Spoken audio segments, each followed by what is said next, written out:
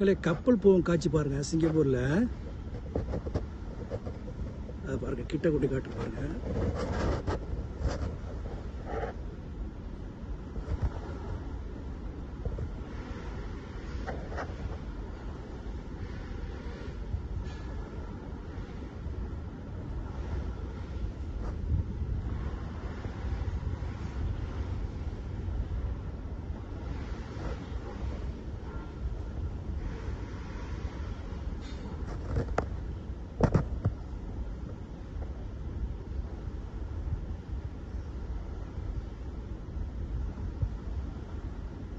அங்கே ஒரு கப்பல் நிற்கிது பாருங்க.